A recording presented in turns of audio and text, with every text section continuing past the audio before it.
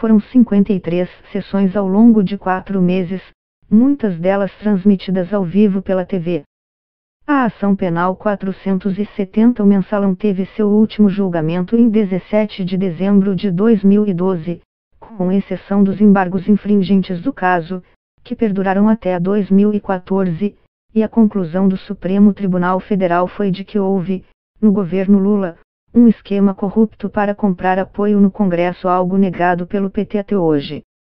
25 dos 37 réus foram condenados, em sua maioria de PT, PP e PL, sendo um deles posteriormente absolvido em recurso.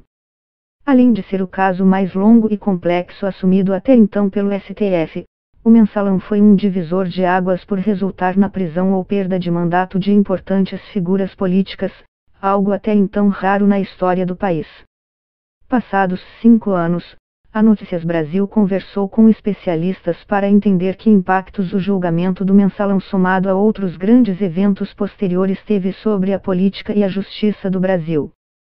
Para muitos deles, o marco legal e o engajamento social que vieram depois do Mensalão abriram caminho para investigações mais sólidas, como a Operação Lava Jato.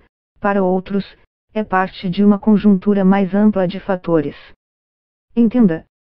O combate à corrupção ganhou ímpeto no pós-Mensalão, em parte por uma sociedade mais engajada em um sistema de leis mais robusto, e em parte por uma atuação mais combativa do judiciário, dizem os especialistas ouvidos pela reportagem. Historicamente o normal era a ineficiência, principalmente em casos de colarinho branco, afirma a Notícias Brasil o procurador Carlos Fernando dos Santos Lima, integrante da força-tarefa da Operação Lava Jato no Ministério Público do Paraná. De repente se viu que era possível fazer uma investigação e chegar a uma condenação de pessoas ligadas ao próprio governo em vigor naquele momento. Do ponto de vista da sociedade, diz o promotor Roberto Liviano, do Instituto Não Aceito Corrupção, a pauta do STF entrou no radar das pessoas. A qualidade do debate ainda é rasa, mas há debate. Há um amadurecimento da cidadania, ainda abaixo do ideal, mas que existe.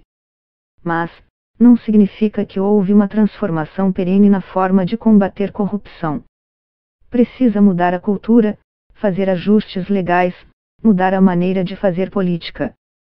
Para o cientista político Cláudio Couto, da FGV-SP, abriu-se espaço para uma posição mais agressiva e proativa do judiciário em relação ao ocorrido na esfera política. Até então, as ações eram mais pontuais, muitos casos levavam anos, tramitando, e não resultavam em nada. Mas ele e o também cientista político Carlos Melo, do INSPER, lembram que a conjuntura por trás disso vai bem além do Mensalão. As manifestações de 2013 também foram importantes para criar uma confluência de combate à corrupção, e vários países começaram a adotar legislações mais rigorosas anticorrupção, diz Melo. Influenciadas ou não pelo Mensalão, leis criadas nos últimos 5 anos tiveram impacto tanto na forma como as instituições investigam quanto na forma como se faz política no país. Em meio à pressão gerada pelos protestos de 2013, foram aprovadas em agosto daquele ano a Lei Anticorrupção, que responsabiliza empresas por atos contra a administração pública, e a Lei de Organizações Criminosas, que regulou, entre outras coisas, as delações premiadas. O novo marco legal abriu caminho para acordos de colaboração dos réus e de leniência com empresas envolvidas em crimes e tem amparado as acusações relacionadas à lavagem de dinheiro e crime organizado feitas na Lava Jato, afirma Santos Lima. O procurador agrega que o Mensalão marcou uma nova era em relação a processos criminais. A tradição da advocacia criminal do Brasil é de tentar de todas as maneiras derrubar processos por meio de nulidades. Não poderia ter feito busca e apreensão. Não poderia ter havido condução coercitiva em vez de por conta do mérito da investigação, afirma Santos Lima.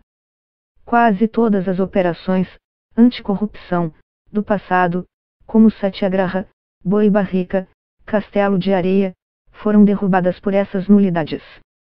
Mas o amplo uso desses recursos jurídicos virou alvo de polêmica, e muitos veem excessos e riscos aos direitos individuais nas ações de algumas investigações.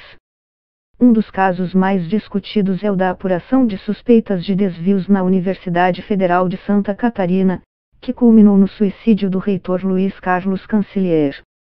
Diferentes entidades consideraram abusivos alguns aspectos da investigação, incluindo a proibição do reitor de acessar as dependências da universidade. Couto, da FGV-SP, destaca a importância de instrumentos jurídicos como a delação premiada, mas também vê margem para críticas. Temos casos de prisões provisórias que acabam tendo muito pouco de provisórias como forma de pressionar a delação de presos, e ações espetaculares que resultam em condução coercitiva de quem nem sabia que tinha que depor, afirma. Liviano opina, por sua vez, que não podemos demonizar instituições por um erro ou outro quando acertos prevalecem.